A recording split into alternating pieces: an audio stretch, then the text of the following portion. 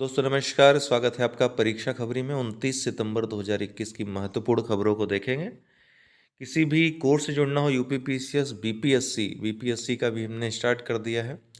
बहुत जल्द UK Uttarakhand PCS का भी ले आएंगे।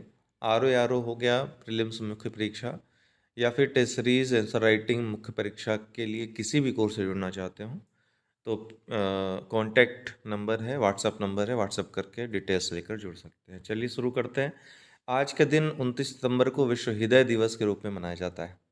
हृदय की जो समस्या है, हृदयाघात की जो समस्या है, लगातार बढ़ती जा रही है। अभी हाल ही आपने देखा कि एक बहुत ही स्वस्थ दिखता व्यक्ति सिद्धार्थ शुक्ला, वो सबके सामने था और उसे हृदयाघात हो गया अचानक, है ना। तो एक दिन पहले ही वो जिम में बकायदा जो है एकदम स्वस्थ था और अपना एक्सरसाइज करके आया हुआ था। ऐसा व्यक्ति हृदयाघात हो रहा है तो आप समझ सकते हैं कि वर्तमान समय में लोगों की जो जीवन शैली है, खान पान जो है, ठीक है, ये सब इतना ज़्यादा अस्त व्यस्त हो चुका है, इतनी ज़्यादा चीज़ें हाथ से निकल चुकी हैं, अनियंत्रित हो चुकी हैं और व्यक्ति अपने नाक और जीभ पर कंट्रोल नहीं कर पा रहा है। और यही कारण है, ये भी कारण है। दूसरा कारण है कि हमारी जो दिनचर्या है वो बहुत ज़्यादा चेंज हो गई है। पहले लोग काफ़ी अच्छी नींद लेते थे। सुबह एनी हाउ उनका नींद कंप्लीट हो जाता था, 4-5 बजे तक खुल जाता था, फिर नींद नहीं आती थी उन्हें। क्यों? क्योंकि वो कम से कम 8-10 घंटे की पूरी नींद ले लेते थे, कम से कम, है ना। बहुत लोग उससे भी ज़्यादा, क्योंकि 8 बजे रात तक सो जाते थे। वर्तमान में ये संभव तो नहीं है, क्योंकि बहुत सारे काम होते हैं लोगों के पास, ठीक है, आईटी का ज़माना है। फिर भी 10-11 बजे तक अगर सो जाते हैं, 11 बजे तक भी या 12 बजे तक भी, तो भी कम से कम 6 से 7 बजे अगर उठ जाते हैं तो ये नींद कंप्लीट हो जाती है। ऑफिस जाने वालों के लिए तो और ज़्यादा दिक्कत है। 4-5 घंटे की नींद, वो भी मुश्किल से। सपने, बहुत लोगों को सपने भी टेंशन वाले आते हैं। तो दिन रात की टेंशन तो अलग, सपने वाली टेंशन अलग। तो ये जो दिनचर्या है वो लगातार इसी तरह करते करते करते करते, और खान पान का जो चल रहा है वो तो पता ही है आप लोगों को, कोलेस्ट्रॉल जमा होता चला जाता है। तो दो तरफा जो है हृदय पर जो आक्रमण होता है, तो हृदय बेचारा जो है एक दिन क्या कहता है, जाओ, जा रहे हैं हम। तो ये जो है कंडीशन है वर्तमान समय में, इसलिए 29 सितंबर का महत्व और ज़्यादा बढ़ जाता है। तो वर्ल्ड हार्ट फेडरेशन के अनुसार यह दिन महत्वपूर्ण है क्योंकि हृदय रोग दुनिया भर में लोगों का मौत का सबसे बड़ा कारण बन गया है, जिसके परिणाम स्वरूप प्रतिवर्ष 18.6 मिलियन मौतें होती हैं। इसकी स्थापना पहली बार 1999 में वर्ल्ड हार्ट फेडरेशन ने विश्व स्वास्थ्य संगठन के सहयोग से किया था। 2021 की विषय वस्तु यूज हार्ट टू कनेक्ट है। क्या है विषय वस्तु? Use heart to connect. America ने किया रेथियान हाइपरसोनिक हथियार का सफलतापूर्वक परीक्षण। डायरेक्ट प्रश्न पूछेगा। रेथियान क्या है? हाइपरसोनिक हथियार है। किसका है? अमेरिका का है।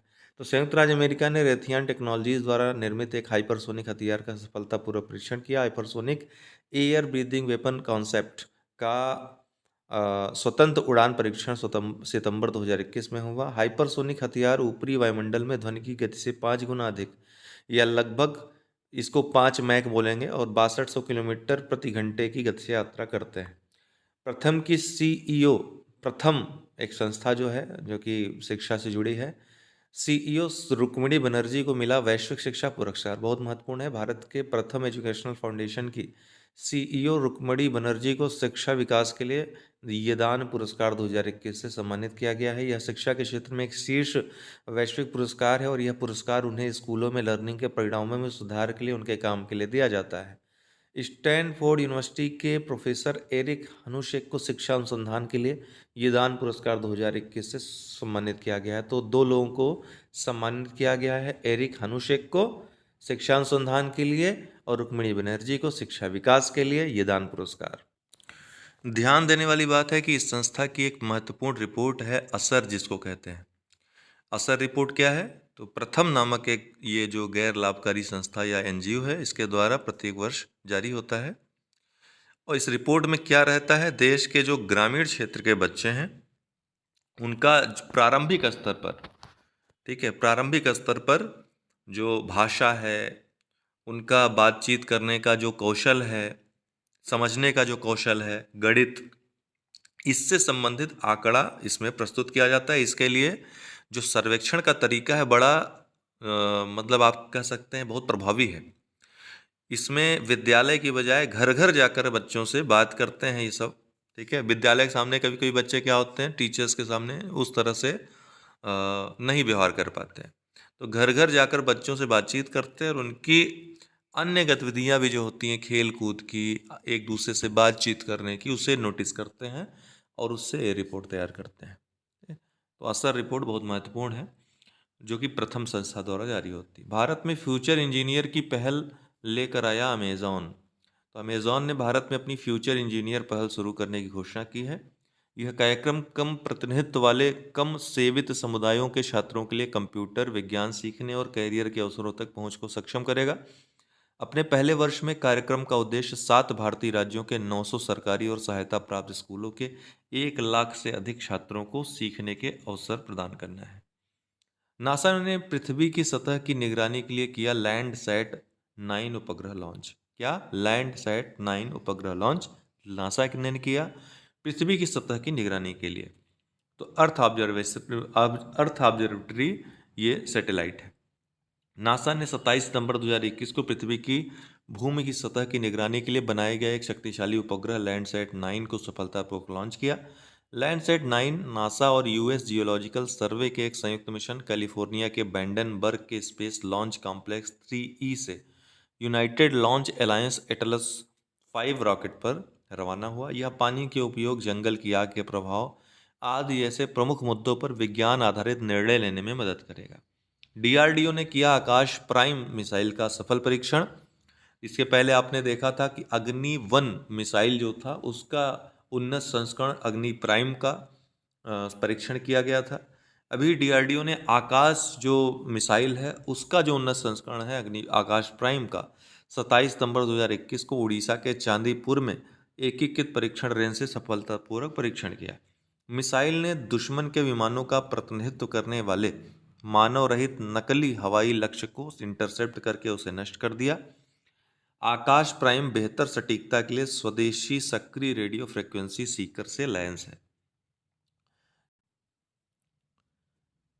Sikkim global festival film festival 10 से 14 दिसंबर 2021 तक आयोजित होगा। बस इतना ध्यान रखिए कि जब आयोजित होगा तब इससे महत्वपूर्ण खबर बनेगी। अभी कोई इससे महत्वपूर्ण खबर नहीं बनेगी, बस इतना ही बनेगा कि सिक्किम ग्लोबल फेस्टिवल 10 से 14 दिसंबर 2021 तक आयोजित होगा। 2030 तक कुत्ते की मध्यस्थता वाले रेबीज उन्मूलन के लिए राष्ट्रीय कार्य योजना। अब कुत्ते की मध्यस्थता मतलब ये नहीं कुत्ता मीटिंग करेगा या फिर आंदोलन चलाएगा कोई ऐसा रेबीज के अगेंस्ट, नहीं। इसका मतलब ये हुआ कि कुत्ते को पहले सही करो, उसके बाद काटने दो जिसको काटना हो, क्योंकि फिर तो रेबीज फैलने वाला है नहीं। तो कुल मिला के 2030 तक कुत्ते की मध्यस्थता मतलब कुत्ते को रेबीज टीका लगाना या उसको सही करने का एक प्लान शुरू किया जाएगा, कैसे कंट्रोल करें उसमें, ताकि लोगों में ये फैलने न पाए, है ना। रेबीज उन्मूलन के लिए राष्ट्रीय कार्य योजना। तो केंद्रीय स्वास्थ्य और परिवार कल्याण मंत्री मनसुख मंडाविया ने 28 सितंबर 2021 को 2030 तक कुत्ते की मध्यस्थता वाले रेबीज उन्मूलन के लिए राष्ट्रीय कार्य योजना का शुभारंभ किया। एक स्वास्थ्य दृष्टिकोण के माध्यम से 2030 तक भारत से कुत्ते की मध्यस्थता वाले रेबीज के उन्मूलन के लिए संयुक्त अंतर मंत्रालयी घोषणा समर्थन वक्तव्य भी शुरू किया गया था। रेबीज से होने वाली वैश्विक मौतों में 33% भारत में दर्ज की जाती है, ध्यान रखिएगा, क्योंकि यहाँ पर कुत्तों से खेलने का, उन्हें पत्थर मारने का बड़ा शौक है लोगों में। जितेंद्र सिंह ने जन केयर शीर्षक से अमृत ग्रैंड चैलेंज प्रोग्राम लॉन्च किया। कहाँ क्या किस शीर्षक से? जन केयर शीर्षक से अमृत ग्रैंड चैलेंज प्रोग्राम। जन केयर शीर्षक से अमृत ग्रैंड चैलेंज प्रोग्राम 28 सितंबर 2021 को लॉन्च किया गया था। इसे टेलीमेडिसिन, डिजिटल स्वास्थ्य, एआई, ब्लॉकचेन और अन्य तकनीकों में 75 स्टार्टअप नवाचारों की पहचान करने के लिए लॉन्च किया गया। तो उद्देश्य जानते रहिए।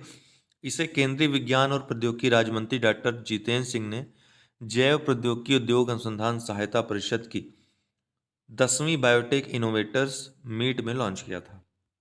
भारत और बांग्लादेश के बीच परामर्श अनुबंध पर हस्ताक्षर हुए हैं। तो बांग्लादेश में बोगुरा से सिराजगंज तक एक नई सीधी रेल लाइन विकसित की जाएगी। इसके अंतर्गत सानिया मिर्जा शुआंग झांग ने जीता ओस्ट्रावा ओपन महिला युगल खिताब। इतना बड़ा टूर्नामेंट तो नहीं, लेकिन सानिया मिर्जा हैं इसमें भारतीय खिलाड़ी, इसलिए पूछा जा सकता है। तो सानिया मिर्जा ने अपनी चीनी जोड़ीदार शुआंग झांग के साथ ओस्ट्रावा ओपन का युगल खिताब जीता। उन्होंने कैटलिन क्रिश्चियन और एरिन रूटलिफ की जोड़ी को 6-3, 2 से हराया।